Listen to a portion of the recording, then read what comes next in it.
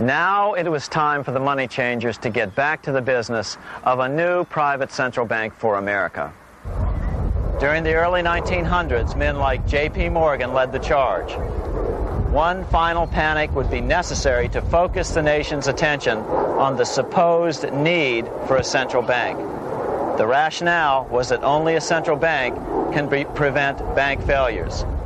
Morgan was clearly the most powerful banker in America and a suspected agent for the Rothschilds. Morgan had helped finance John D. Rockefeller's Standard Oil empire. He had also helped finance the monopolies of Edward Harriman in railroads, of Andrew Carnegie in steel, and of others in numerous industries. But on top of that, J.P. Morgan's father, Junius Morgan, had been America's financial agent to the British. After his father's death, J.P. Morgan took on a British partner, Edward Grenfell, a longtime director of the Bank of England. In fact, upon Morgan's death, his estate contained only a few $1 million. The bulk of the securities most people thought he owned were in fact owned by others. In 1902, President Theodore Roosevelt allegedly went after Morgan and his friends by using the Sherman Antitrust Act to try to break up their industrial monopolies. Actually, Roosevelt did very little to interfere in the growing monopolization of American industry by the bankers and their surrogates. For example, Roosevelt supposedly broke up the Standard Oil monopoly, but it wasn't really broken at all. It was merely divided into 7 corporations, all still controlled by the Rockefellers. The public was aware of this thanks to political cartoonists like Thomas Nast, who referred to the bankers as the Money Trust. By 1907, the year after Teddy Roosevelt's re-election, Morgan decided it was time to try for a central bank again. Using their combined financial muscle, Morgan and his friends were secretly able to crash the stock market. Thousands of small banks were vastly overextended. Some had reserves of less than 1% thanks to the fractional reserve principle. Within days, bank runs were commonplace across the nation. Now Morgan stepped into the public arena and offered to prop up the faltering American economy by supporting failing banks with money he manufactured out of nothing. It was an outrageous proposal, far worse than even fractional reserve banking, but Congress let him do it. Morgan manufactured $200 million worth of this completely reserveless private money and bought things with it, paid for services with it, and sent some of it to his branch banks to lend out at interest. His plan worked. Soon, the public regained confidence in money in general and quit hoarding their currency. But as a result, banking power was further consolidated into the hands of a few large banks. By 1908, the panic was over, and Morgan was hailed as a hero by the president of Princeton University, a man by the name of Woodrow Wilson. All this trouble could be averted if we appointed a committee of 6 or 7 public-spirited men like J.P. Morgan to handle the affairs of our country. Economics textbooks would later explain that the creation of the Federal Reserve System was the direct result of the Panic of 1907. Quote, "With its alarming epidemic of bank failures, the country was fed up once and for all with the anarchy of unstable private banking." Close quote. But Minnesota Congressman Charles A. Lindbergh Sr., the father of the famous aviator Lucky Lindy, later explained that the Panic of 1907 was really just a scam. Those not favorable to the money trust could be squeezed out of business and the people frightened into demanding changes in the banking and currency laws which the money trust would frame. So, since the passage of the National Bank Act of 1863, the money changers had been able to create a series of booms and busts. The purpose was not only to fleece the American public of their property, but to later claim that the banking system was basically so unstable that it had to be consolidated into a central bank once again.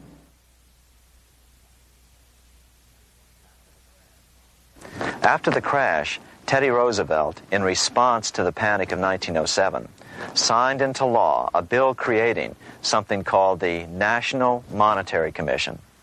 The commission was to study the banking problem and make recommendations to Congress. Of course, the commission was packed with Morgan's friends and cronies. The chairman was a man named Senator Nelson Aldrich from Rhode Island. Aldrich represented the Newport, Rhode Island homes of America's richest banking families. His daughter married John D. Rockefeller, Jr., and together they had 5 sons: John, Nelson, who would become vice president in 1974, Lawrence, Winthrop, and David, the head of the Council on Foreign Relations and former chairman of Chase Manhattan Bank. As soon as the National Monetary Commission was set up, Senator Aldrich immediately embarked on a 2-year tour of Europe, where he consulted at length with the private central bankers in England, France, and Germany.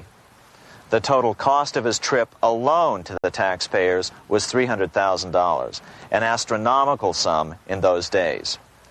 Shortly after his return, on the evening of November 22, 1910, some of the wealthiest and most powerful men in America boarded Senator Aldrich's private rail car and in the strictest secrecy journeyed to this place, Jekyll Island, off the coast of Georgia. With the group came Paul Warburg. Warburg had been given a $500,000 per year salary to lobby for the passage of a privately owned central bank in America by the investment firm Kuhn, Loeb and Company. Warburg's partner in this firm was a man named Jacob Schiff, the grandson of the man who shared the Greenshield house with the Rothschild family in Frankfurt. Schiff, as we'll find out later, was in the process of spending $20 million to finance the overthrow of the Tsar in Russia. These 3 European banking families, the Rothschilds, the Warburgs, and the Schiffs, were interconnected by marriage down through the years, just as their American banking counterparts, the Morgans, Rockefellers, and Aldriches were.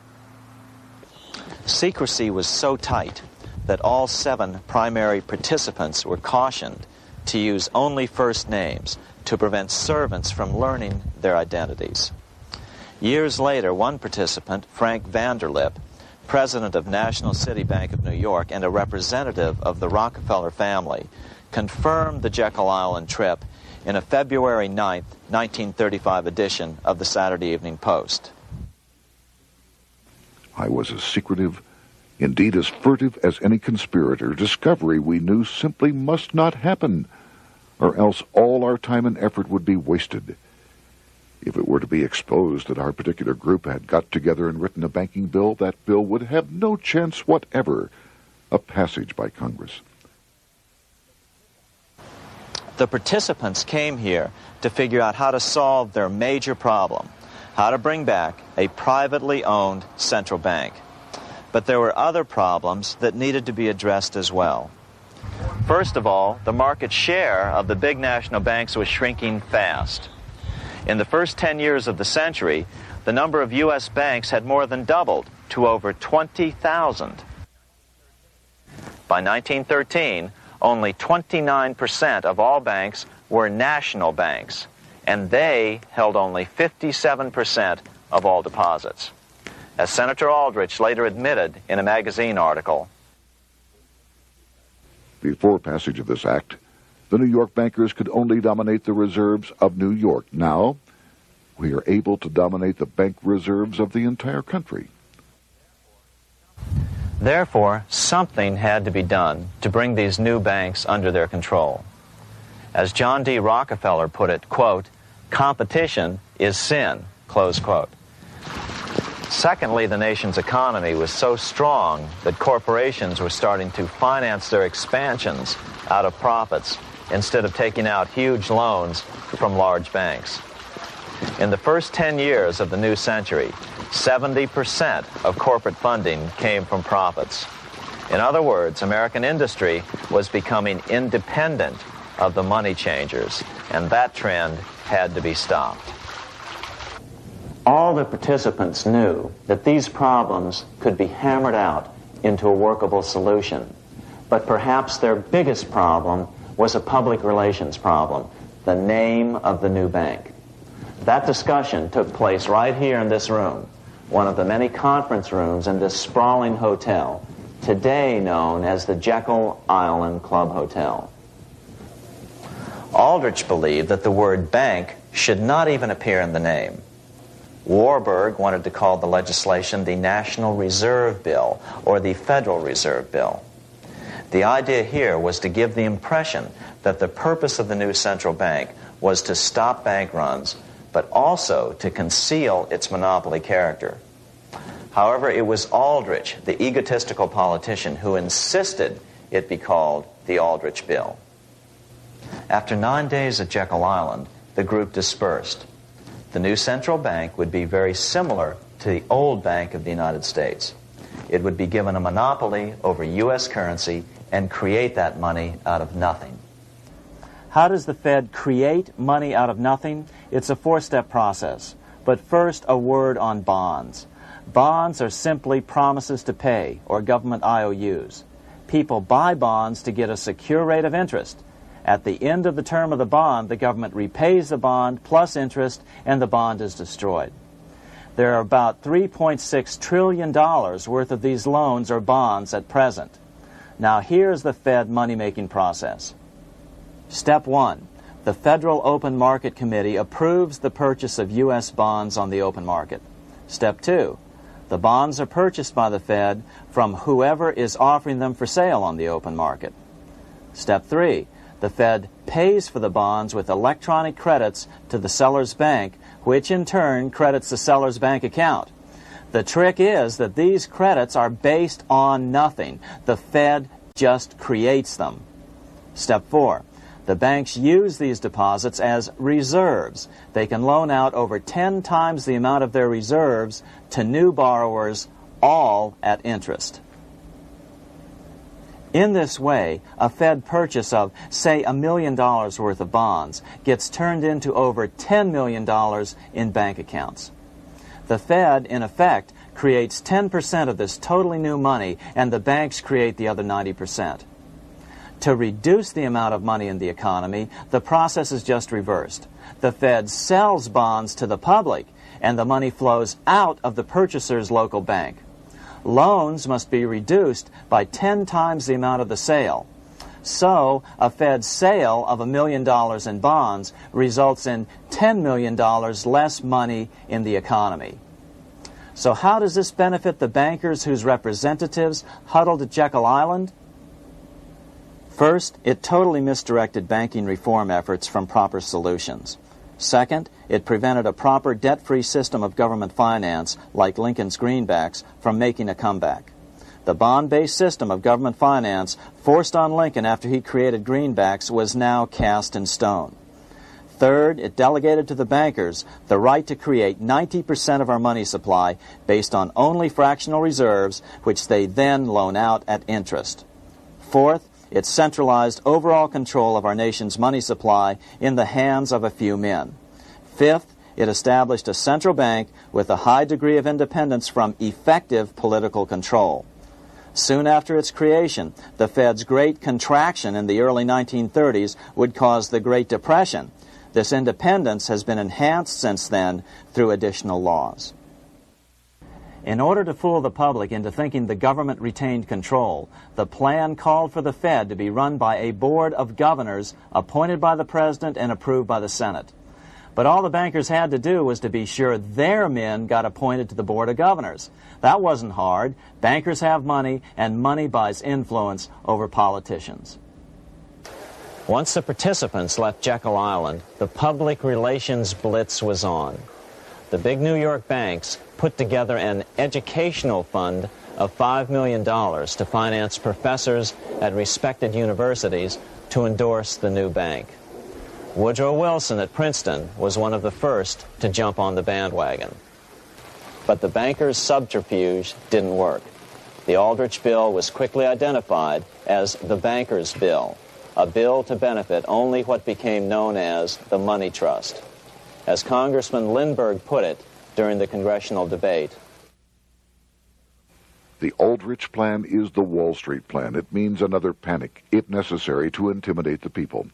Aldrich, paid by the government to represent the people, proposes a plan for the trusts instead. Seeing they didn't have the votes to win in Congress, the Republican leadership never brought the Aldrich bill to a vote. The bankers quietly decided to move to track 2, the Democratic alternative. They began financing Woodrow Wilson as the Democratic nominee. As respected historian James Perloff put it, Wall Street financier Bernard Baruch was put in charge of Wilson's education. Baruch brought Wilson to the Democratic Party headquarters in New York in 1912, leading him like one would a poodle on a string. Wilson received an indoctrination course from the leaders convened there. So now the stage was set. The money changers were poised to install their privately owned central bank once again. The damage President Andrew Jackson had done 76 years earlier had been only partly repaired with the passage of the National Bank Act during the Civil War. Since then, the battle had raged on across the decades. The Jacksonians became the Greenbackers, who became the hardcore supporters of William Jennings Bryan. With Bryan leading the charge, these opponents of the money changers, ignorant of Baruch's tutelage, now threw themselves behind Democrat Woodrow Wilson. They and Bryan would soon be betrayed.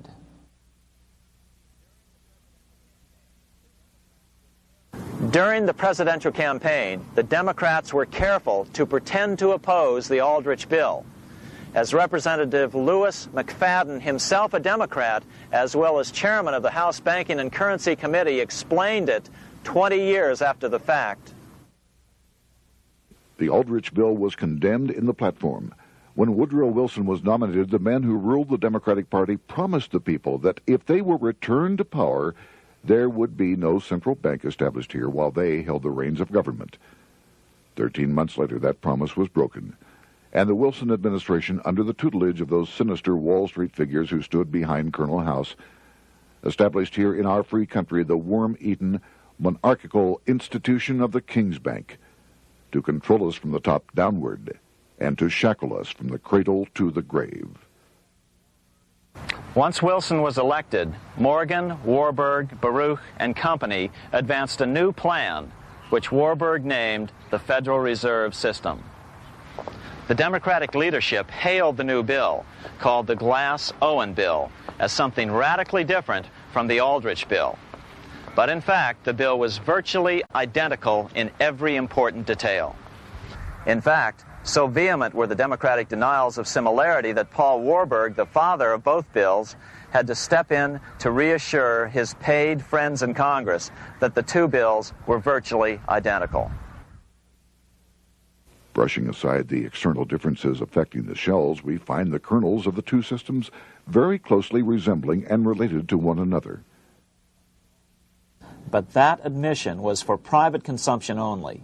Publicly, the money trust trotted out Senator Aldrich and Frank Vanderlip, the president of Rockefeller's National City Bank of New York and one of the Jekyll Island Seven, to oppose the new Federal Reserve System. Years later, however, Vanderlip admitted in the Saturday Evening Post that the two measures were virtually identical. Although the Aldrich Federal Reserve Plan was defeated when it bore the name Aldrich, nevertheless, its essential points were all contained in the plan that finally was adopted. As Congress neared a vote, they called Ohio attorney Alfred Crozier to testify. Crozier noted the similarities between the Aldrich bill and the Glass-Owen bill. The bill grants just what Wall Street and the big banks for 25 years have been striving for: private instead of public control of currency. It, the Glass-Owen bill, does this as completely as the Aldrich bill. Both measures rob the government and the people of all effective control over the public's money, and vest in the banks exclusively the dangerous power to make money among the people scarce or plenty. During the debate on the measure, senators complained that the big banks were using their financial muscle to influence the outcome. "There are bankers in this country who are enemies of the public welfare," said one senator. What an understatement. Despite the charges of deceit and corruption, the bill was finally snuck through the Senate on December 22, 1913, after most senators had left town for the holidays, after having been assured by the leadership that nothing would be done until long after the Christmas recess. On the day the bill was passed, Congressman Lindbergh prophetically warned his countrymen that this act establishes the most gigantic trust on earth. When the President signs this bill, the invisible government by the monetary power will be legalized. The people may not know it immediately, but the day of reckoning is only a few years removed. The worst legislative crime of the ages is perpetrated by this banking bill. On top of all this, only weeks earlier, Congress had finally passed a bill legalizing income tax. Why was the income tax law important? Because bankers finally had in place a system which would run up a virtually unlimited federal debt. How would the interest on this debt be repaid? Never mind the principal. Remember, a privately owned central bank creates the principal out of nothing. The federal government was small then. Up to then, it had subsisted merely on tariffs and excise taxes. No, just as with the Bank of England, the interest payments had to be guaranteed by direct taxation of the people. The money changers knew that if they had to rely on contributions from the states, eventually the individual state legislatures would revolt and either refuse to pay the interest on their own money or at least bring political pressure to bear to keep the debt small. It is interesting to note that in 1895, the Supreme Court had found a similar income tax law to be unconstitutional. The Supreme Court even found a corporate income tax law unconstitutional in 1909. As a result, Senator Aldrich hustled a bill for a constitutional amendment allowing income tax through the Congress. The proposed 16th Amendment to the Constitution was then sent to the state legislatures for approval. But some critics claim that the 16th Amendment was never ratified by the necessary 3/4 of the states. In other words, the 16th Amendment may not be legal. But the money changers were in no mood to debate the fine points. By October of 1913, Senator Aldrich had hustled the income tax bill through Congress. Without the power to tax the people directly and bypass the states, the Federal Reserve Bill would be far less useful to those who wanted to drive America deeply into their debt. A year after the passage of the Federal Reserve Bill, Congressman Lindbergh explained how the Fed created what we have come to call the business cycle and how they use it to their advantage. To cause high prices, all the Federal Reserve Board will do will be to lower the rediscount rate, producing an expansion of credit and a rising stock market. Then, when businessmen are adjusted to these conditions, it can check prosperity in mid-career by arbitrarily raising the rate of interest. It can cause the pendulum of a rising and falling market to swing gently back and forth by slight changes in the discount rate, or cause violent fluctuations by a greater rate variation. And in either case, it will possess inside information as to financial conditions and advanced knowledge of the coming change, either up or down. This is the strangest, most dangerous advantage ever placed in the hands of a special privileged class by any government that ever existed. The system is private, conducted for the sole purpose of obtaining the greatest possible profits from the use of other people's money. They know in advance when to create panics to their advantage. They also know when to stop panic. Inflation and deflation work equally well for them when they control finance. Congressman Lindbergh was correct on all points. What he didn't realize was that most European nations had already fallen prey to the central bankers decades or centuries earlier. But he also mentions the interesting fact that only 1 year later, the Fed had cornered the market in gold. This is how he put it, quote, "Already, the Federal Reserve banks have cornered the gold and gold certificates," close quote. But Congressman Lindbergh was not the only critic of the Fed. Congressman Louis McFadden, the chairman of the House Banking and Currency Committee from 1920 to 1931, remarked that the Federal Reserve Act brought about a superstate controlled by international bankers and international industrialists acting together to enslave the world for their own pleasure. Notice how McFadden saw the international character of the stockholders of the Federal Reserve. Another chairman of the House Banking and Currency Committee in the 1960s, Wright Patman from Texas, put it this way. In the United States today, we have in effect two governments. We have the duly constituted government, then we have an independent, uncontrolled, and uncoordinated government in the Federal Reserve System, operating the money powers which are reserved to Congress by the Constitution. Even the inventor of the electric light, Thomas Edison, joined the fray in criticizing the system of the Federal Reserve. If our nation can issue a dollar bond, it can issue a dollar bill. The element that makes the bond good makes the bill good also. The difference between the bond and the bill is the bond lets money brokers collect twice the amount of the bond and an additional 20%, whereas the currency pays nobody but those who contribute directly in some useful way. It is absurd to say that our country can issue $30 million in bonds and not $30 million in currency. Both are promises to pay, but one promise fattens the usurers and the other helps the people. 3 years after the passage of the Federal Reserve Act, even President Wilson began to have second thoughts about what had been unleashed during his first term in office.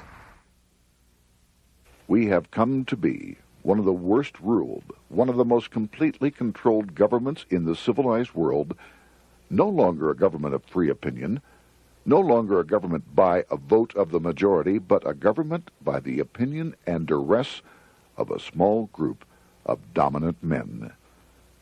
Some of the biggest men in the United States in the field of commerce and manufacture are afraid of something. They know that there is a power somewhere so organized, so subtle, so watchful, so interlocked, so complete, so pervasive, that they had better not speak above their breath when they speak in condemnation of it. Before his death in 1924, President Wilson realized the full extent of the damage he had done to America when he confessed, "I have unwittingly ruined my government." So finally, the money changers, those who profit by manipulating the amount of money in circulation, had their privately owned central bank installed again in America. The major newspapers, which they also owned, hailed passage of the Federal Reserve Act of 1913, telling the public that now depressions could be scientifically prevented. The fact of the matter was that now depressions could be scientifically created.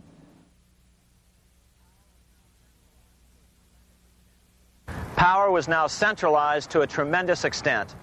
Now it was time for a war, a really big war. In fact, the First World War. Of course, to the central bankers, the political issues of war don't matter nearly as much as the profit potential, and nothing creates debts like warfare. England was the best example at that time. During the 119-year period between the founding of the Bank of England and Napoleon's defeat at Waterloo, England had been at war for 56 years, and much of the remaining time she'd been preparing for war. In World War I, the German Rothschilds loaned money to the Germans, the British Rothschilds loaned money to the British, and the French Rothschilds loaned money to the French. In America, J.P. Morgan was the sales agent for war materials to both the British and the French.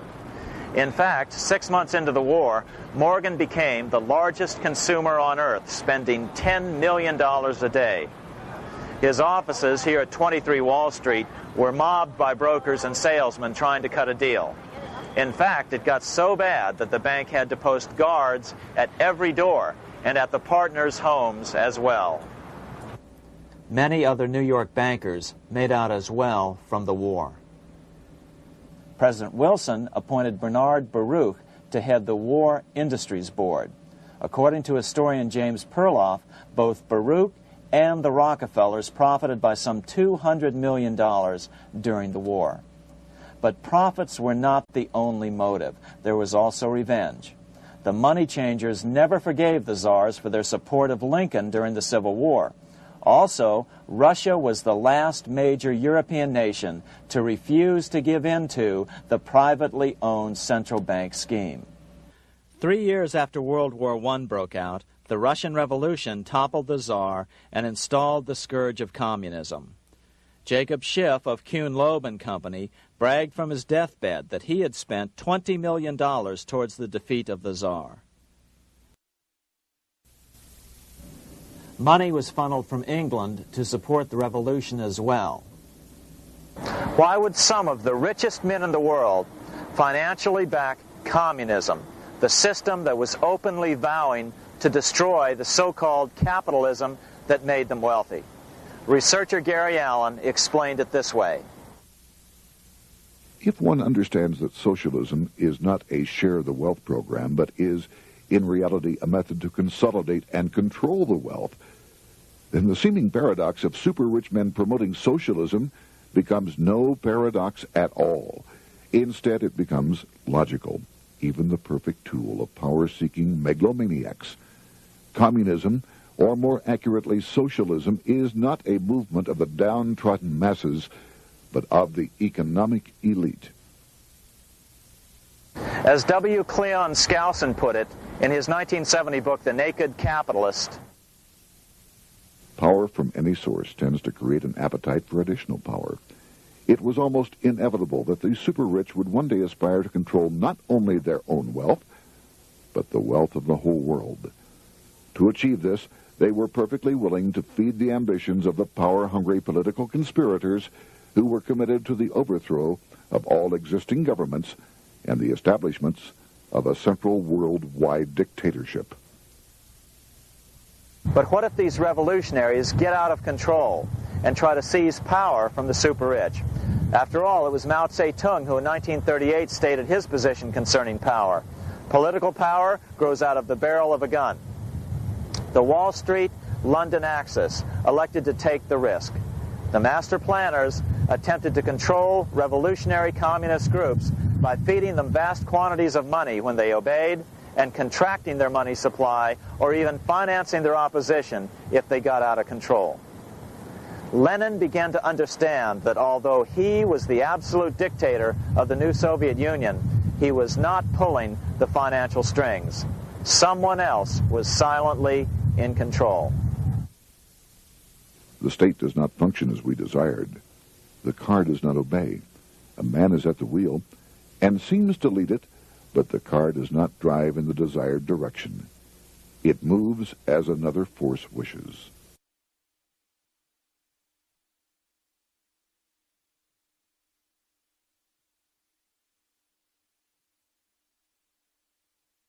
Who is behind it? Representative Louis T. McFadden, the chairman of the House Banking and Currency Committee throughout the 1920s and into the Great Depression years of the 1930s, explained it this way. The course of Russian history has indeed been greatly affected by the operations of international bankers. The Soviet government has been given United States Treasury funds by the Federal Reserve Board, acting through the Chase Bank. England has drawn money from us through the Federal Reserve banks and has relent it at high rates of interest to the Soviet government. The Dnipro Dam was built with funds unlawfully taken from the United States Treasury by the corrupt and dishonest Federal Reserve Board and the Federal Reserve banks. In other words, the Fed and the Bank of England, at the behest of the international bankers who controlled them, were creating a monster, one which would fuel 7 decades of unprecedented communist revolution, warfare, and most importantly, debt. In case you think there's some chance that the money changers got communism going and then lost control, in 1992, the Washington Times reported that Russian President Boris Yeltsin was upset that most of the incoming foreign aid was being siphoned off, quote, straight back into the coffers of Western banks in debt service, close quote. No one in his right mind would claim that a war as large as World War I had a single cause. Wars are complex things with many causative factors. But on the other hand, it would also be equally foolish to ignore as a prime cause of World War I those who would profit the most from the war. The role of the money changers is no wild conspiracy theory. They had a motive, a short-ranged, self-serving motive, as well as a long-range political motive of advancing totalitarian governments, with the money changers maintaining the financial clout to control whatever politician might emerge as the leader. Next, we'll see what the money changers' ultimate political goal is for the world.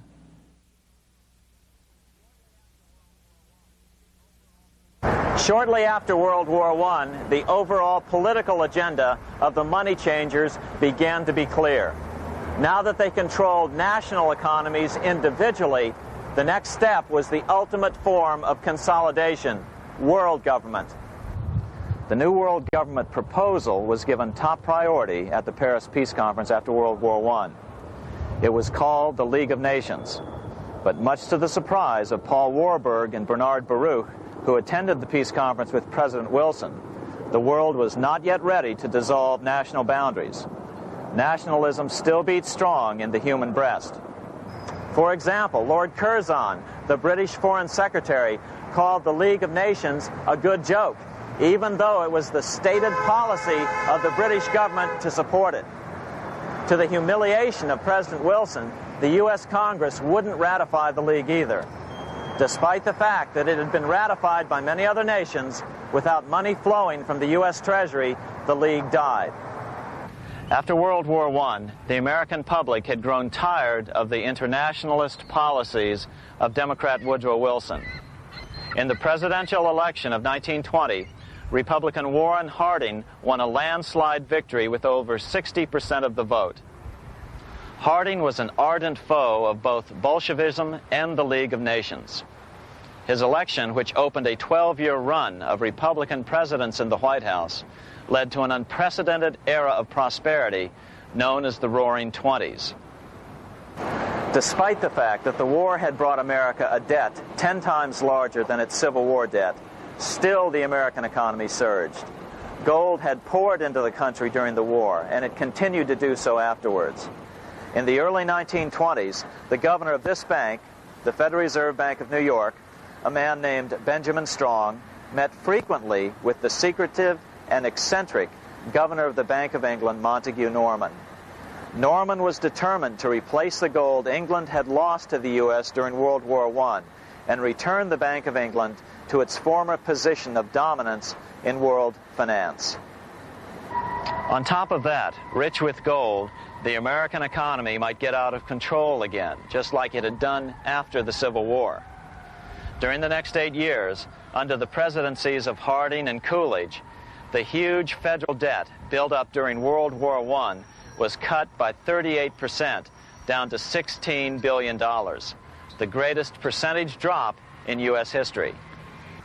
During the election of 1920, Warren Harding and Calvin Coolidge ran against James Cox, the governor of Ohio, and the little-known Franklin D. Roosevelt, who had previously risen to no higher post than President Wilson's Assistant Secretary of the Navy.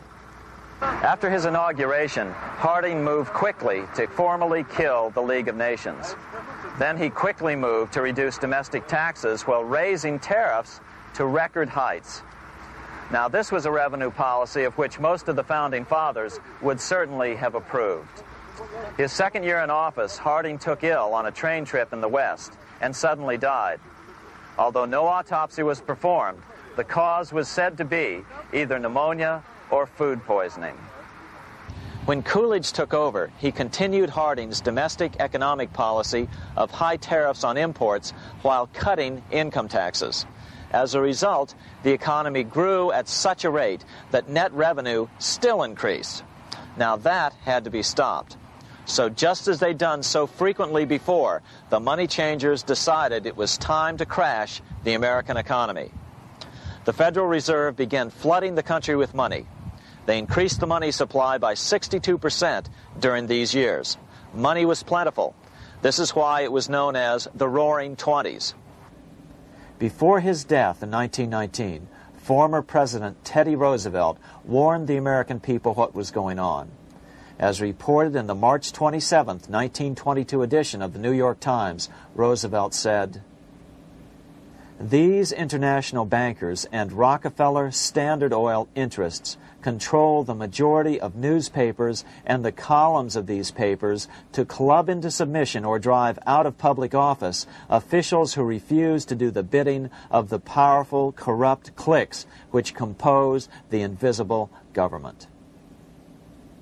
Just one day before, in the New York Times, the mayor of New York, John Hylan, quoted Roosevelt and blasted those he saw as taking control of America, its political machinery, and its press. The warning of Theodore Roosevelt has much timeliness today, for the real menace of our republic is this invisible government which, like a giant octopus, sprawls its slimy length over city, state, and nation. It seizes in its long and powerful tentacles our executive officers, our legislative bodies, our schools, our courts, our newspapers, and every agency created for the public protection. To depart from mere generalizations, let me say that at the head of this octopus are the Rockefeller Standard Oil interest and a small group of powerful banking houses generally referred to as the international bankers. The little coterie of powerful international bankers virtually run the United States government for their own selfish purposes. They practically control both parties, write political platforms, make cat's paws of party leaders, use the leading men of private organizations, and resort to every device to place in nomination for high public office only such candidates as will be amenable to the dictates of corrupt big business. These international bankers and Rockefeller Standard Oil interests control the majority of newspapers and magazines in this country. Why didn't people listen to such strong warnings and demand that Congress reverse its 1913 passage of the Federal Reserve Act? Because remember, it was the 1920s. A steady increase in bank loans contributed to a rising market. In other words, just as it is today, in times of prosperity, no one wants to worry about economic issues. But there was a dark side to all this prosperity. Businesses expanded and became strung out on credit. Speculation in the booming stock market became rampant. Although everything looked rosy, it was a castle made of sand. When all was in readiness, in April of 1929, Paul Warburg, the father of the Federal Reserve, sent out a secret advisory warning his friends that a collapse and nationwide depression was certain. In August of 1929, the Fed began to tighten money. It is not a coincidence that the biographies of all the Wall Street giants of that era, John D. Rockefeller, J.P. Morgan, Bernard Baruch, etc., all marvel that they got out of the stock market just before the crash and put all their assets in cash or gold. On October 24th, 1929, the big New York bankers called in their 24-hour broker call loans. This meant that both stockbrokers and customers had to dump their stocks on the market to cover their loans, no matter what price they had to sell them for. As a result, the market tumbled, and that day was known as Black Thursday. According to John Kenneth Galbraith, writing in The Great Crash, 1929, at the height of the selling frenzy, Bernard Baruch brought Winston Churchill into the visitors' gallery of the New York Stock Exchange here to witness the panic and impress him with his power over the wild events down on the floor. Congressman Louis McFadden, chairman of the House Committee on Banking and Currency from 1920 to 1931, knew who to blame. He accused the Fed and the international bankers of orchestrating the crash. It was not accidental. It was a carefully contrived occurrence. The international bankers sought to bring about a condition of despair here so that they might emerge as rulers of us all. But McFadden went even farther. He openly accused them of causing the crash in order to steal America's gold. In February 1931, in the midst of the Depression, he put it this way. I think it can hardly be disputed that the statesmen and financiers of Europe are ready to take almost any means to reacquire rapidly the gold stock which Europe lost to America as the result of World War I. Curtis Dahl, a broker for Lehman Brothers, was on the floor of the New York Stock Exchange the day of the crash. In his 1970 book, FDR, My Exploited Father-in-Law, he explained that the crash was triggered by the planned sudden shortage of call money in the New York money market. Actually, it was the calculated shearing of the public by the world money powers triggered by the planned sudden shortage of call money in the New York money market. Within a few weeks, $3 billion of wealth simply seemed to vanish. Within a year, $40 billion had been lost. But did it really disappear? Or was it simply consolidated in fewer hands? And what did the Federal Reserve do? Instead of moving to help the economy out by quickly lowering interest rates to stimulate the economy, the Fed continued to brutally contract the money supply further, deepening the Depression. Between 1929 and 1933, the Fed reduced the money supply by an additional 33%. Although most Americans have never heard that the Fed was the cause of the Depression, this is well known among top economists.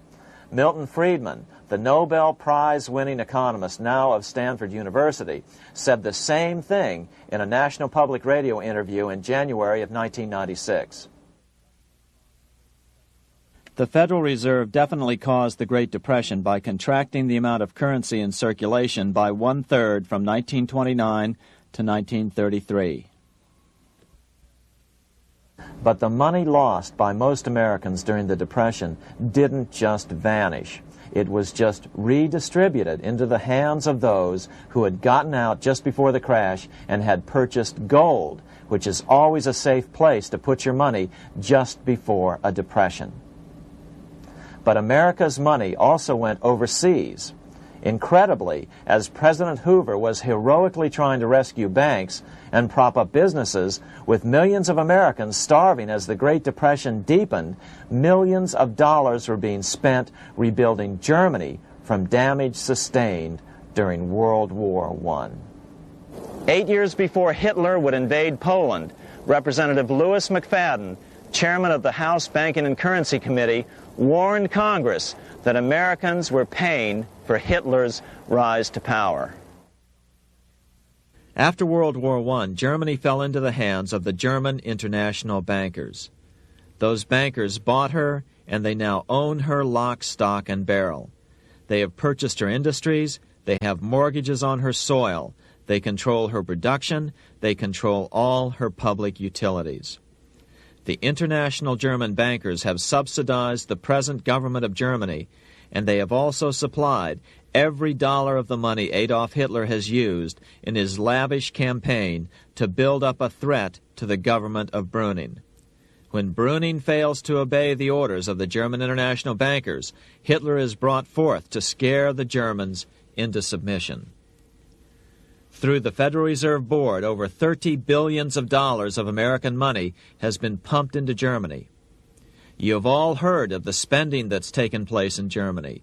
Modernistic dwellings, her great planetariums, her gymnasiums, her swimming pools, her fine public highways, her perfect factories. All this was done on our money. All this was given to Germany through the Federal Reserve Board. The Federal Reserve Board has pumped so many billions of dollars into Germany that they dare not name the total. Franklin D. Roosevelt was swept into office during the 1932 presidential election. Once Roosevelt was in office, however, sweeping emergency banking measures were immediately announced, which did nothing but increase the Fed's power over the money supply. Then, and only then, did the Fed finally begin to loosen the purse strings and feed new money out to the starving American people. At first, Roosevelt railed against the money changers as being the cause of the Depression. Believe it or not, This is what he said on March 4th, 1933, in his inaugural address. Practices of the unscrupulous money changers stand indicted in the court of public opinion, rejected by the hearts and minds of men.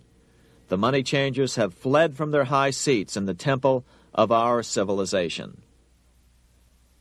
But 2 days later, Roosevelt declared a bank holiday and closed all banks. Later that year, Roosevelt outlawed private ownership of all gold bullion and all gold coins with the exception of rare coins. Most of the gold in the hands of the average American was in the form of gold coins. The new decree was, in effect, a confiscation. Those who didn't comply risk as much as 10 years in prison and a $10,000 fine, the equivalent of $100,000 today. Out in small-town America, some people didn't trust Roosevelt's order.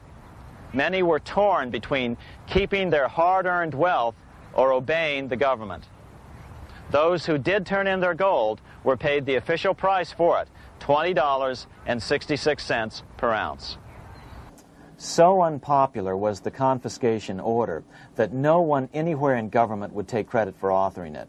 No congressman claimed it.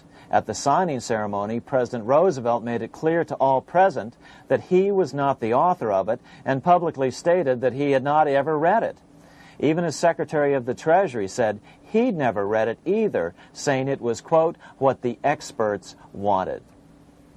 Roosevelt convinced the public to give up their gold by saying that pooling the nation's resources was necessary to get America out of the Depression. With great fanfare, he ordered a new bullion depository built to hold the mountain of gold the U.S. government was illegally confiscating. By 1936, the U.S. Bullion Depository at Fort Knox was completed, and in January 1937, the gold began to flow into it. The rip-off of the ages was about to proceed. In 1935, once the gold had all been turned in, the official price of gold was suddenly raised to $35 per ounce. But the catch was, only foreigners could sell their gold at the new higher price. The money changers who had heeded Warburg's note and gotten out of the stock market just before the crash and bought gold at $20.66 per ounce, then shipped it to London, could now bring it back and sell it back to the government, nearly doubling their money while the average American starved. The Fort Knox Bullion Depository sits here in the middle of the Fort Knox Military Reservation, 30 miles southwest of Louisville, Kentucky. This was as close as we were permitted to get to the depository despite years of letters from members of Congress to allow our film crew inside. The 4-acre grounds immediately surrounding the building are guarded by an electrified steel fence, an open moat, and 4 machine-gun-armed guard pillboxes at the structure's corners. When the gold began arriving on January 13, 1937, there was unprecedented security.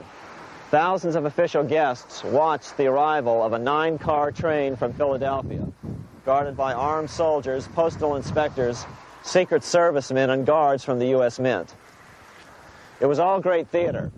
America's gold supply from across the land had been pooled, supposedly for the public benefit, and then safely tucked into Fort Knox. But all that security would soon be breached by the government itself. Now the stage was set for a really big war, one which would pile up debt far beyond that of World War I. For example, in 1944 alone, the U.S. national income was only $183 billion, yet $103 billion was spent on the war. This was 30 times the spending rate during World War I. In fact, the American taxpayer picked up 55% of the total Allied cost of the war. But equally important, virtually every nation involved in World War II greatly multiplied their debt. In the U.S., for example, federal debt went from $43 billion in 1940 up to $257 billion in 1950, an increase of 598%. Between 1940 and 1950, Japanese debt swelled 1,348%.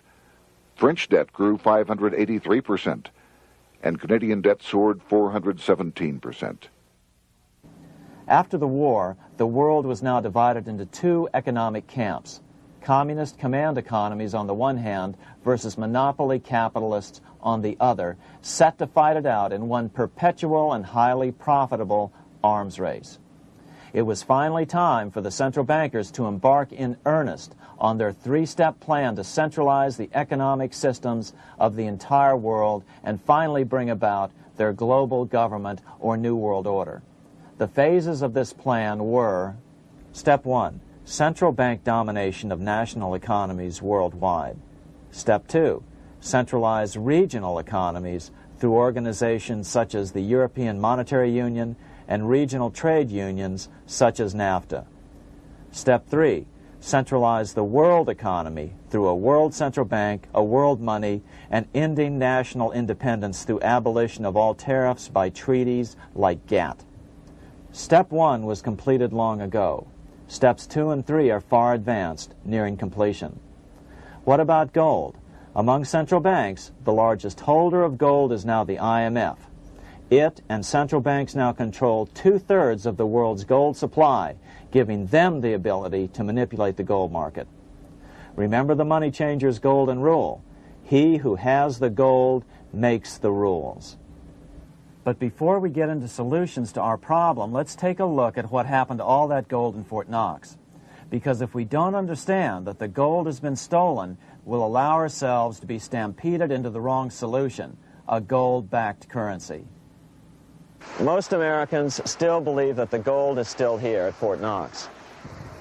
At the end of World War II, Fort Knox contained over 700 million ounces of gold, an incredible 70% of all the gold in the world. How much remains? No one knows. Despite the fact that federal law requires an annual physical audit of Fort Knox gold, the Treasury has consistently refused to conduct one. The truth is that a reliable audit of whatever remains here has not been conducted since President Eisenhower ordered one in 1953. Where did America's gold in Fort Knox go? Over the years, it was sold off to European money changers at the $35 per ounce price. Remember, this was during a time when it was illegal for Americans to buy any of their own gold from Fort Knox. In fact, there was a very infamous case where the Firestone family set up a string of dummy corporations to purchase Fort Knox gold and keep it in Switzerland, never hitting U.S. shores. They were eventually caught, however, and successfully prosecuted. Finally, by 1971, all the pure gold had been secretly removed from Fort Knox, drained back to London. Once the gold was gone from Fort Knox, President Nixon closed the gold window by repealing Roosevelt's Gold Reserve Act of 1934, finally making it legal once again for Americans to buy gold. Naturally, gold prices immediately began to soar. 9 years later, gold sold for $880 per ounce, 25 times what the gold in Fort Knox was sold for. One would think that eventually someone in the government would get wind of what was happening and blow the whistle. The largest fortune in the history of the world stolen.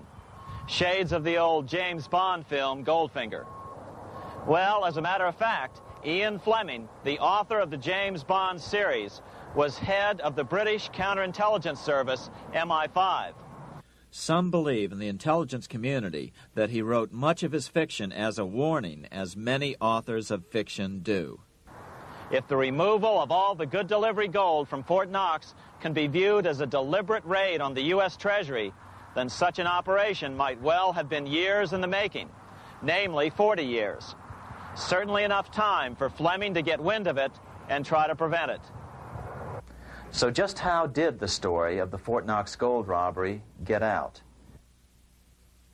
It all started with an article in a New York periodical in 1974. The article charged that the Rockefeller family was manipulating the Federal Reserve to sell off Fort Knox gold at bargain basement prices to anonymous European speculators. 3 days later, the anonymous source of the story, Louise Auchincloss Boyer, mysteriously fell to her death from the window of her 10th floor apartment in New York. How would Mrs. Boyer have known of the Rockefeller connection to the Fort Knox gold heist?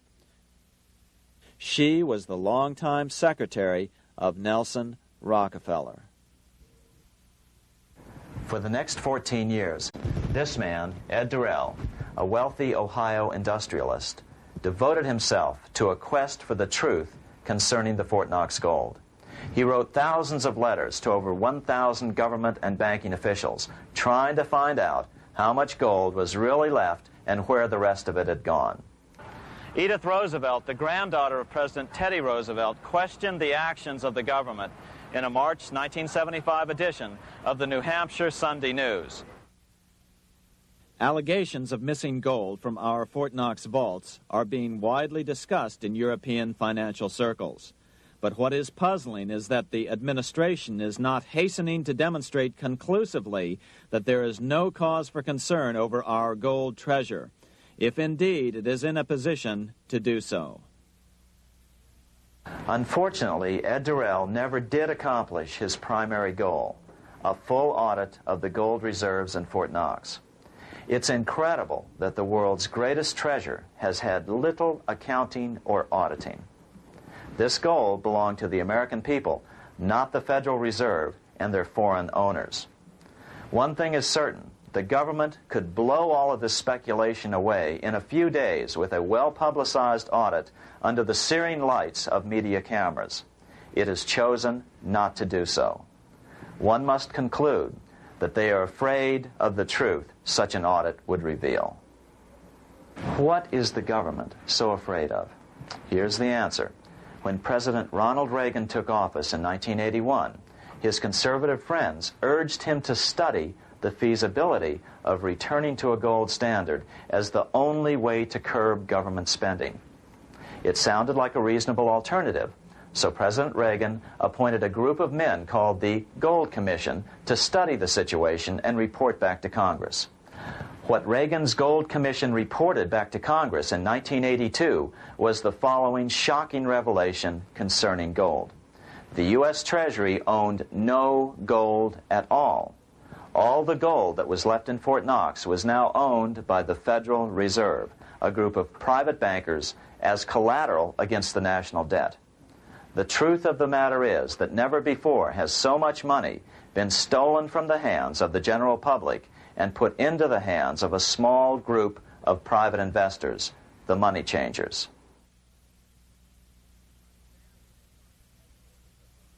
I'm standing in front of the headquarters of the International Monetary Fund located in Washington, D.C.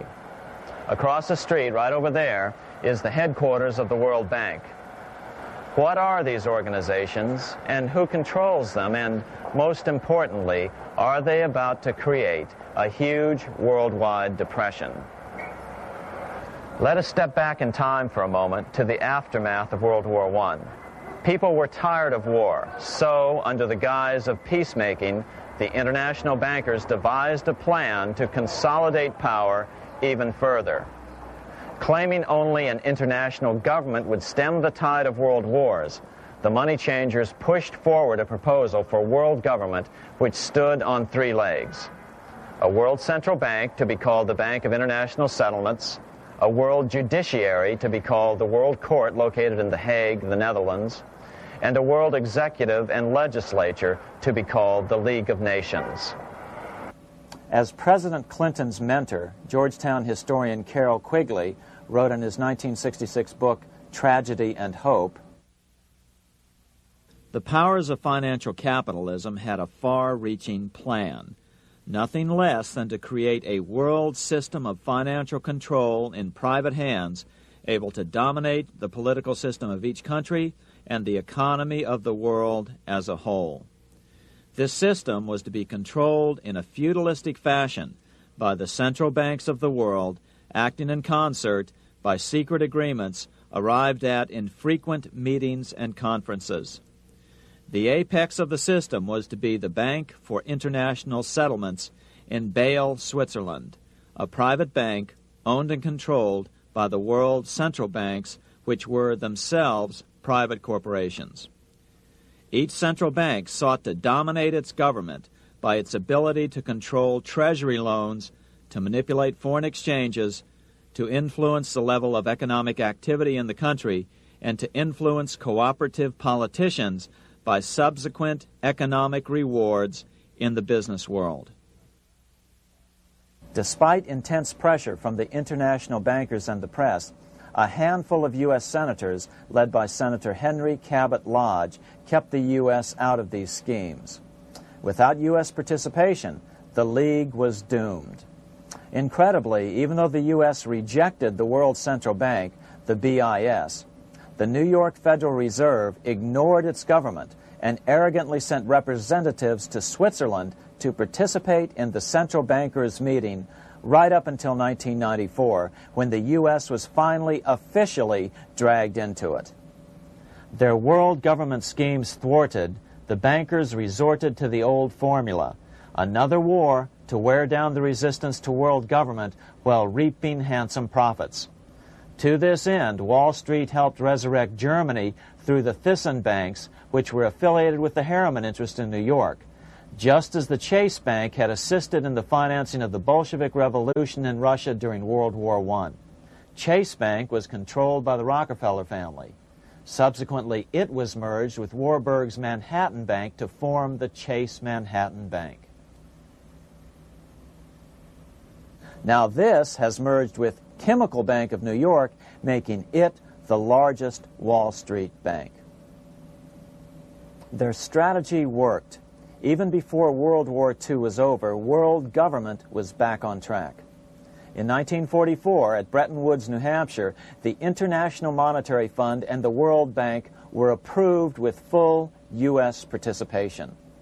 The Second League of Nations, renamed the United Nations, was approved in 1945.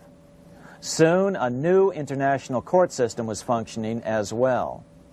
All effective opposition to these international bodies before the war had evaporated in the heat of war, just as planned. These new organizations simply repeated on a world scale what the National Banking Act of 1864 and the Federal Reserve Act of 1913 had established in the U.S. They created a banking cartel composed of the world's central banks, which gradually assumed the power to dictate credit policies to the banks of all the nations. For example, just as the Federal Reserve Act authorized the creation of a new national fiat currency called Federal Reserve Notes, the IMF has been given the authority to issue a world fiat money called Special Drawing Rights, or SDRs.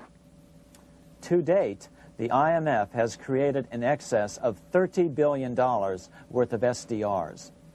Member nations are being pressured to make their currencies fully exchangeable for SDRs. In 1968, Congress approved laws authorizing the Fed to accept SDRs as reserves in the U.S. and to issue Federal Reserve notes in exchange for SDRs. What does that mean? It means that in the U.S., SDRs are already a part of our lawful money. And what about gold? SDRs are already partially backed by gold. And with 2/3 of world gold now in the hands of central banks, the money changers can go about structuring the world's economic future in whichever way they deem most profitable. Keep in mind, just as the Fed is controlled by its Board of Governors, the IMF is controlled by its Board of Governors, which are either the heads of the different central banks or the heads of the various national treasury departments dominated by their central banks.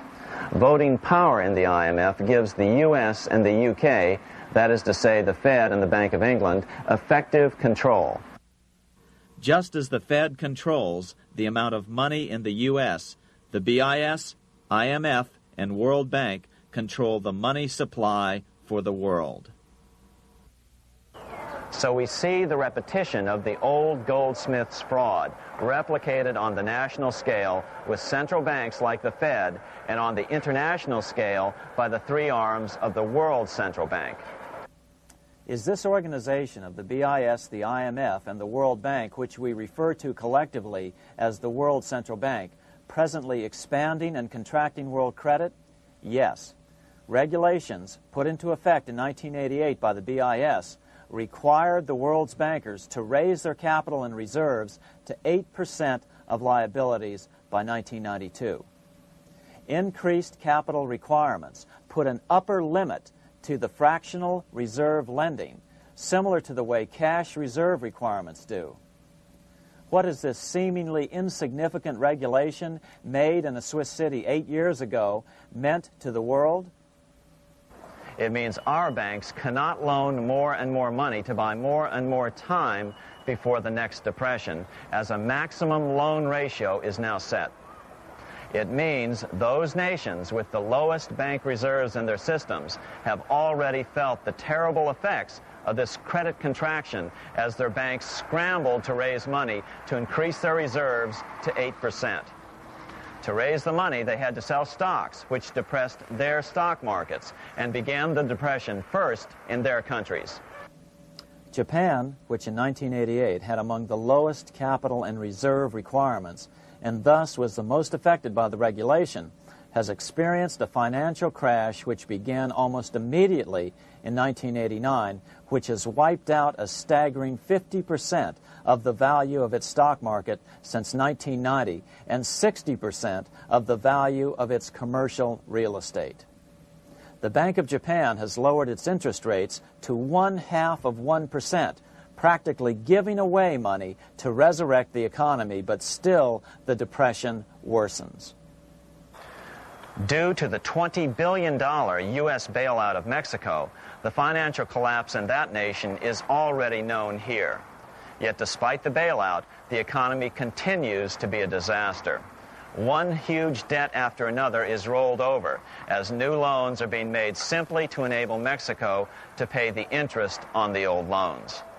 In the south of Mexico, the poor have been in open revolt as every spare peso is being siphoned out of the country to make interest payments. It is important to note that a radical transfer of power is taking place as nations become subservient to a supranational world central bank controlled by a handful of the world's richest bankers. As the IMF creates more and more SDRs by the stroke of a pen on IMF ledgers, more and more nations borrow them to pay interest on their mounting debts and gradually fall under the control of the faceless bureaucrats of the World Central Bank. As the worldwide depression worsens and spreads, this will give the World Central Bank the power of economic life and death over these nations. It will decide which nations will be permitted to receive further loans and which nations will starve. Despite all the rhetoric about development and the alleviation of poverty, the result is a steady transfer of wealth from the debtor nations to the money changers' central banks which control the IMF and the World Bank. For example, in 1992, the Third World debtor nations, which borrowed from the World Bank, paid $198 million more to the central banks of the developed nations for World Bank-funded purposes than they received from the World Bank. All this increases their permanent debt in exchange for temporary relief of poverty caused by prior borrowings. Already, these repayments exceed the amount of the new loans. By 1992, Africa's external debt had reached $290 billion, 2.5 times greater than in 1980, resulting in skyrocketing infant mortality rates and unemployment, deterioration of schools, housing, and the general health of the people. The entire world faces the immeasurable suffering already destroying the Third World and now Japan, all for the benefit of the money changers. As one prominent Brazilian politician put it, "The Third World War has already started. It is a silent war, not for that reason any less sinister. The war is tearing down Brazil, Latin America, and practically all the Third World. Instead of soldiers dying, there are children. It is a war over the Third World debt, one which has as its main weapon interest, a weapon more deadly than the atom bomb, more shattering than a laser beam."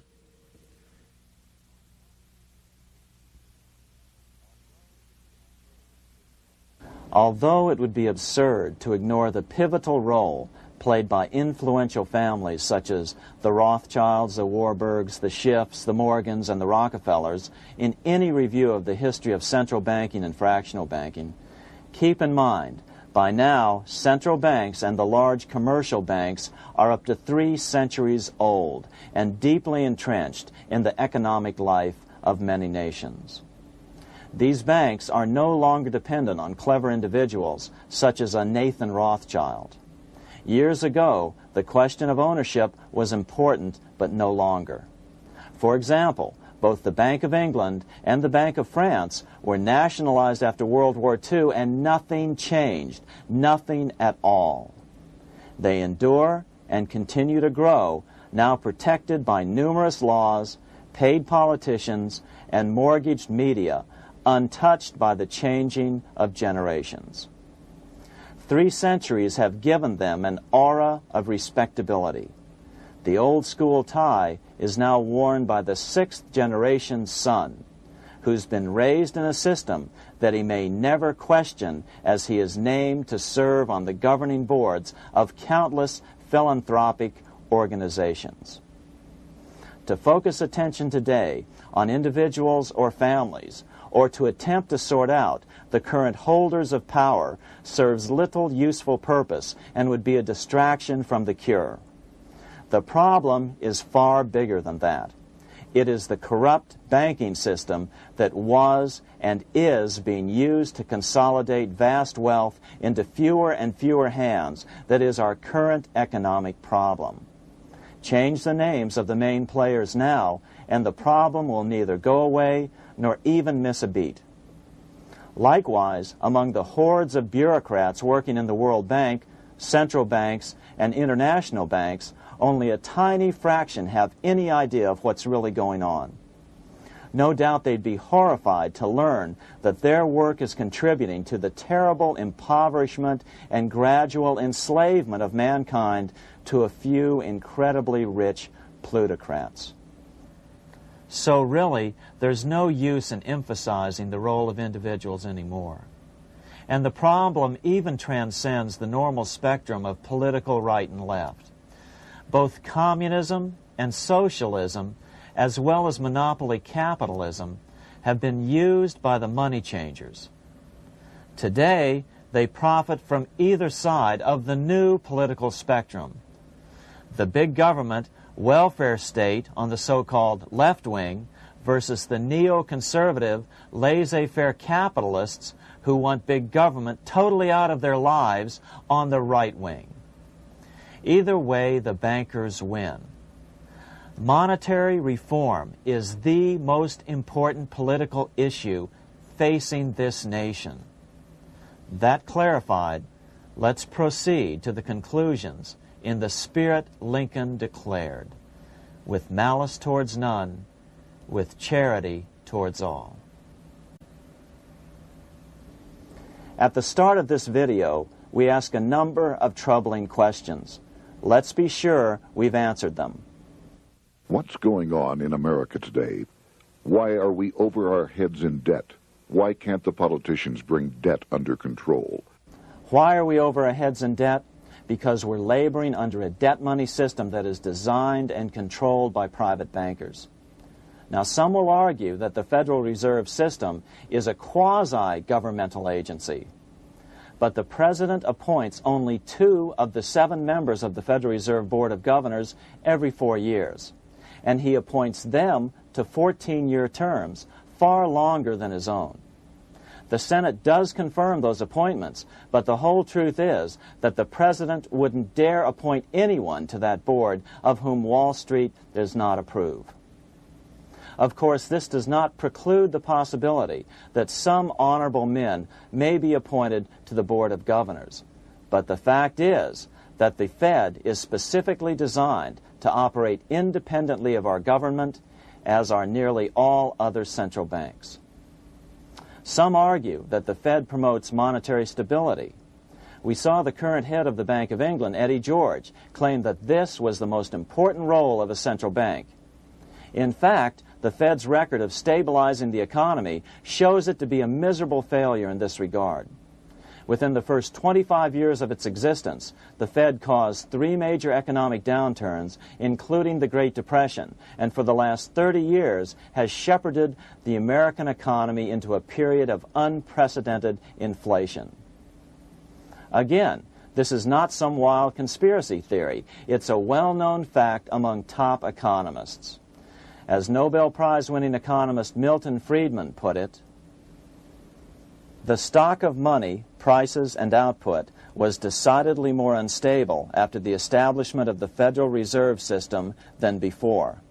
The most dramatic period of instability in output was, of course, the period between the 2 wars, which includes the severe monetary contractions of 1920-21, 1929-33, and 1937-38. No other 20-year period in American history contains as many as 3 such severe contractions. This evidence persuades me that at least a third of the price rise during and just after World War I is attributable to the establishment of the Federal Reserve System, and that the severity of each of the major contractions, 1920-21, 1929-33, and 1937-38, is directly attributable to acts of commission and omission by the reserve authorities. Any system which gives so much power and so much discretion to a few men so that mistakes, excusable or not, can have such far-reaching effects is a bad system. It is a bad system to believers in freedom just because it gives a few men such power without any effective check by the body politic. This is the key political argument against an independent central bank. To paraphrase Clemenceau, money is much too serious a matter to be left to the central bankers. We must learn from our history before it is too late. Why can't politicians control the federal debt? Because all our money is created out of debt. Again, it's a debt money system. Our money is created initially by the purchase of U.S. bonds. The public buys bonds like savings bonds, the banks buy bonds, foreigners buy bonds, and when the Fed wants to create more money in the system, it buys bonds, but pays for them with a simple bookkeeping entry which it creates out of nothing. Then this new money, created by the Fed, is multiplied by a factor of 10 by the banks thanks to the fractional reserve principle. So although the banks don't create currency, they do create checkbook money or deposits by making new loans. They even invest some of this created money. In fact, over $1 trillion of this privately created money has been used to purchase U.S. bonds on the open market, which provides the banks with roughly $50 billion in interest, risk-free, each year, less the interest they pay to some depositors. In this way, through fractional reserve lending, banks create over 90% of the money and therefore cause over 90% of our inflation. What can we do about all this? Fortunately, there's a way to fix the problem fairly easily, speedily, and without any serious financial problems. We can get our country totally out of debt in 1 to 2 years by simply paying off these U.S. bonds with debt-free U.S. notes, just like Lincoln issued. Of course, that by itself would create tremendous inflation, since our currency is presently multiplied by the fractional reserve banking system. But here's the ingenious solution, advanced in part by Milton Friedman, to keep the money supply stable and avoid inflation and deflation while the debt is retired. As the Treasury buys up its bonds on the open market with U.S. notes, the reserve requirements of your hometown local bank will be proportionally raised, so the amount of money in circulation remains constant. As those holding bonds are paid off in U.S. notes, they will deposit this money, thus making available the currency then needed by the banks to increase their reserves. Once all the U.S. bonds are replaced with U.S. notes, banks will be at 100% reserve banking instead of the fractional reserve system currently in use. From this point on, the former Fed buildings will only be needed as a central clearinghouse for checks and as vaults for U.S. notes. The Federal Reserve Act will no longer be necessary and could be repealed. Monetary power can be transferred back to the Treasury Department. There would be no further creation or contraction of money by banks. By doing it this way, our national debt can be paid off in a single year or so, and the Fed and fractional reserve banking abolished without national bankruptcy, financial collapse, inflation or deflation, or any significant change in the way the average American goes about his business. To the average person, the primary difference would be that for the first time since the Federal Reserve Act was passed in 1913, taxes would begin to go down. Now there's a real national blessing for you, rather than for Hamilton's banker friends. Now let's take a look at these proposals in more detail. Here are the main provisions of a Monetary Reform Act which needs to be passed by Congress. We've drafted a proposed Monetary Reform Act which follows at the end of this tape. Of course, variations with the same results would be equally welcome. 1. Pay off the debt with debt-free U.S. notes. As Thomas Edison put it, if the U.S. can issue a dollar bond, it can issue a dollar bill. They both rest purely on the faith and credit of the United States government. This amounts to a simple substitution of one type of government obligation for another. One bears interest, the other doesn't. Federal Reserve notes could be used for this as well, but could not be printed after the Fed's abolished as we propose, so we suggest using U.S. notes instead. 2. Abolish fractional reserve banking. As the debt is paid off, the reserve requirements of all banks and financial institutions would be raised proportionally at the same time to absorb the new U.S. notes, which would be deposited and become the bank's increased reserves. Towards the end of the first year of the transition period, the remaining liabilities of financial institutions would be assumed or acquired by the U.S. government in a one-time operation. In other words, they too would eventually be paid off with debt-free U.S. notes in order to keep the total money supply stable. At the end of the first year or so, all of the national debt would be paid, and we could start enjoying the benefits of full reserve banking. The Fed would be obsolete, an anachronism. 3. Repeal the Federal Reserve Act of 1913 and the National Banking Act of 1864. These acts delegate the money power to a private banking monopoly. They must be repealed, and the money power handed back to the Department of Treasury, where they were initially under President Abraham Lincoln. No banker or person in any way affiliated with financial institutions should be allowed to regulate banking. After the first two reforms, these acts would serve no useful purpose anyway, since they relate to a fractional reserve banking system. 4. Withdraw the U.S. from the IMF, the BIS, and the World Bank. These institutions, like the Federal Reserve, are designed to further centralize the power of the international bankers over the world's economy, and the U.S. must withdraw from them. Their harmless functions, such as currency exchange, can be accomplished either nationally or in new organizations limited to those functions. Such a monetary reform act would guarantee that the amount of money in circulation would stay very stable, causing neither inflation nor deflation. Remember, for the last 3 decades, the Fed has doubled the American money supply every 10 years. That fact and fractional reserve banking are the real causes of inflation and the reduction in our buying power, a hidden tax. These and other taxes are the real reasons both parents now have to work just to get by. The money supply should increase slowly to keep prices stable, roughly in proportion to population growth, about 3% per year, not at the whim of a group of bankers meeting in secret. In fact, all future decisions on how much money will be in the American economy must be made based on statistics of population growth and the price level index. The new monetary regulators and the Treasury Department, perhaps called the Monetary Committee, would have absolutely no discretion in this matter except in time of declared war. This would ensure a steady, stable money growth of roughly 3% per year, resulting in stable prices and no sharp changes in the money supply. To make certain the process is completely open and honest, all deliberations would be public, not secret, as meetings of the Fed's Board of Governors are today. How do we know this will work?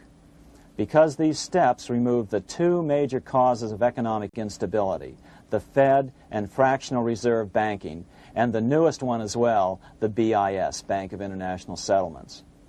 But most importantly, the danger of a severe depression would be eliminated. Let's listen to Milton Friedman on the single cause of severe economic depressions.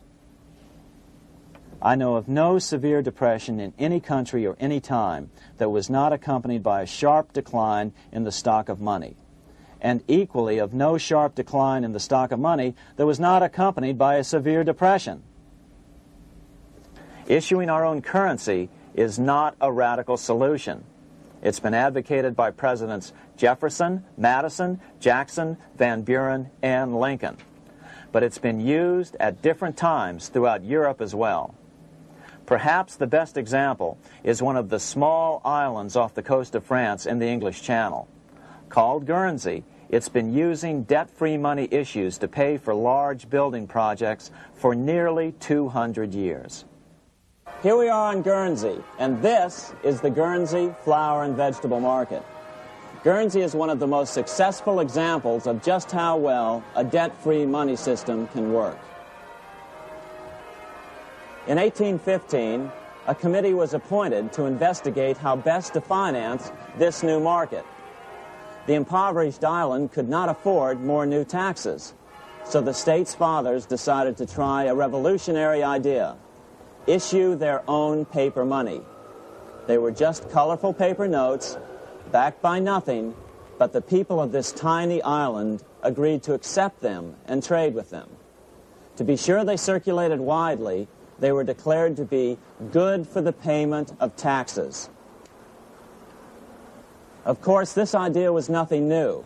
It was exactly what America had done before the American Revolution, and there are many other examples throughout the world. But it was new to Guernsey, and it worked miracles. This market is still in use, and remember, it was built for no debt to the people of this island state. But what if we follow Guernsey's example? How would the bankers react to these reforms? Certainly the international bankers' cartel will oppose reforms that do away with their control of the world's economies as they have in the past. But it is equally certain that Congress has the constitutional authority and responsibility to authorize the issuance of debt-free money, U.S. notes, and to reform the very banking laws it ill-advisedly enacted. Undoubtedly, the bankers will claim that issuing debt-free money will cause severe inflation or make other dire predictions. But remember, it is fractional reserve banking which is the real cause of over 90% of all inflation, not whether debt-free U.S. notes are used to pay for government deficits. In the current system, any spending excesses on the part of Congress are turned into more debt bonds, and the 10% purchased by the Fed are then multiplied many times over by the bankers, causing over 90% of all inflation. Our fractional reserve and debt-based banking system is the problem. We must ignore its inevitable resistance to reform and remain firm until the cure is complete. As the director of the Bank of England in the 1920s, Sir Josiah Stamp put it, referring to this modern fractional reserve banking system, banking is conceived in iniquity and born in sin. Bankers own the earth. Take it away from them, but leave them the power to create money and control credit, and with the flick of a pen, they will create enough money to buy it back again. Take this great power away from the bankers, and all great fortunes like mine will disappear, and they ought to disappear, for this would be a better and happier world to live in. But if you want to continue the slaves of bankers and pay the cost of your own slavery, let them continue to create money and to control credit. Americans are slowly figuring this out. Today, over 3,200 cities and counties have endorsed the proposal of a nonprofit organization called Sovereignty. The Sovereignty movement calls for Congress to authorize the Secretary of the Treasury to issue $90 billion per year of U.S. notes, not Federal Reserve notes nor debt-based bonds, to loan money interest-free to cities, counties, and school districts for needed capital improvements. Remarkably, and to their praise, the Community Bankers Association of Illinois, representing 515 member banks, has endorsed this sovereignty proposal, a good step in the right direction. As Milton Friedman has repeatedly pointed out, no severe depression can occur without a severe contraction of money. In our system, only the Fed, the Bank of International Settlements, with U.S. bankers' cooperation, or a combination of the largest Wall Street banks could cause a depression. In other words, our economy is so huge and resilient, a depression just can't happen by accident. Unless we reform our banking system, they will always have that power. They can pull the plug on our economy anytime they choose. The only solution is to abolish the Fed and the fractional reserve banking system and withdraw from the BIS. Only that will break the power of the international bankers over our economy. And keep in mind, a stock market crash itself cannot cause a severe depression. Only the severe contraction of our money supply can cause a severe depression. The stock market crash of 1929 only wiped out market speculators, mostly the small to medium ones, resulting in $3 billion in wealth changing hands. But it served as a smokescreen for a 33% contraction in credit by the Fed over the next 4 years, which resulted in over $40 billion in wealth from the American middle class being transferred to the big banks. Then, despite impotent howls of protest from a divided Congress, the independent Fed kept the money supply contracted for a full decade. Only World War II ended the terrible suffering the Fed inflicted on the American people.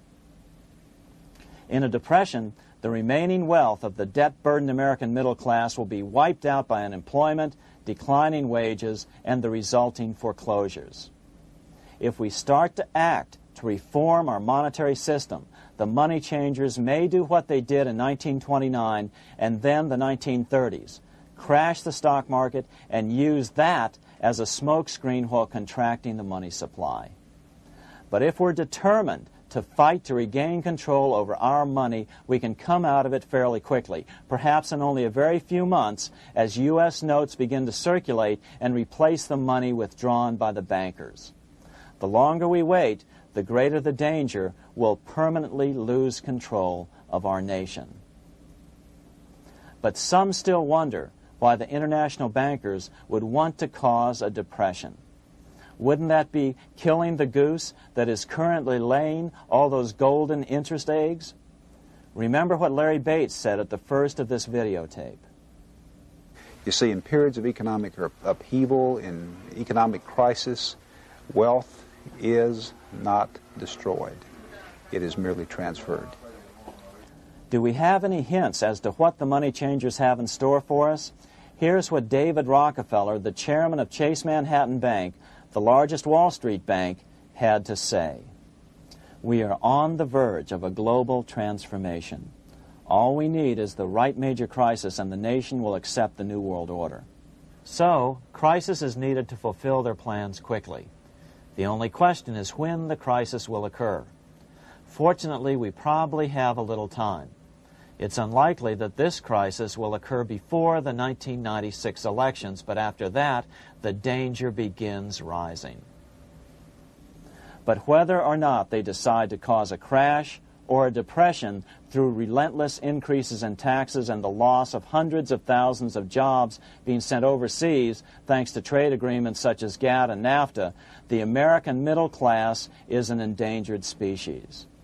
Cheaper labor, including slave labor in Red China, which Harry Wu has heroically documented, is being used to compete with American labor. In other words, money is being consolidated in fewer and fewer hands as never before in the history of this nation or the world. Without reform, the American middle class will soon be extinct, leaving only the very rich few and the very many poor, as has already occurred in most of the world. We've been warned of all this by congressmen, presidents, industrialists, and economists down through the years. Religious leaders, too, have seen the danger. About 1898, during the time of William Jennings Bryan, Pope Leo XIII put it this way: on the one side, there is the party which holds the power because it holds the wealth, which has in its grasp all labor and all trade, which manipulates for its own benefit and its own purposes all the sources of supply, and which is powerfully represented in the councils of state itself. On the other side, there is the needy and powerless multitude, sore and suffering. Rapacious usury, which, although more than once condemned by the Church, is nevertheless under a different form, but with the same guilt, still practiced by avaricious and grasping men, so that a small number of very rich men have been able to lay upon the masses of the poor a yoke little better than slavery itself. More recently, during America's Great Depression, Pope Pius XI spoke of the same problem. In our days, not alone is wealth accumulated, but immense power and despotic economic domination is concentrated in the hands of a few. This power becomes particularly irresistible when exercised by those who, because they hold and control money, are able also to govern credit and determine its allotment. For this reason, supplying, so to speak, the lifeblood to the entire economic body, and grasping, as it were, in their hands the very soul of the economy, so that no one dare breathe against their will. Educate your friends. Our country needs a solid group who really understand how our money is manipulated and what the solutions really are. Because if a depression comes, there will be those who call themselves conservatives who will come forward advancing solutions framed by the international bankers. Beware of calls to return to a gold standard. Why? Simple, because never before has so much gold been so concentrated outside of American hands. And never before has so much gold been in the hands of international governmental bodies such as the World Bank and International Monetary Fund.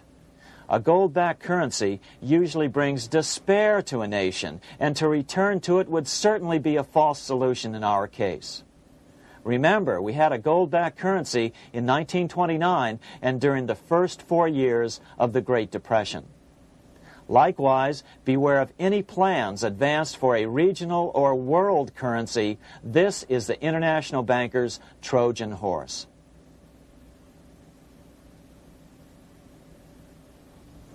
Educate your member of Congress. It only takes a few persuasive members to make the others pay attention. Most congressmen just don't understand the system. Some understand it, but are so influenced by bank PAC contributions that they ignore it, not realizing the gravity of their neglect. We hope we've made a valuable contribution to the national debate on monetary reform. It remains for each man to do his duty, consistent with his state in life. May God give us the light to help reform our nation and ourselves. We say ourselves because ultimately vast multitudes of men are going to be driven more and more to desperation by the accumulation of the world's wealth in fewer and fewer hands. Men will tend to become like their oppressors, selfish and greedy. Rather, let's keep in mind during this period of reform a warning not to lose sight of greater things, as Pope Pius XI put it. For what will it profit men that a more prudent distribution and use of riches make it possible for them to gain even the whole world, if thereby they suffer the loss of their own souls? What will it profit to teach them sound principles in economics if they permit themselves to be so swept away by selfishness, by unbridled and sordid greed, that hearing the commandments of the Lord, they do all things contrary?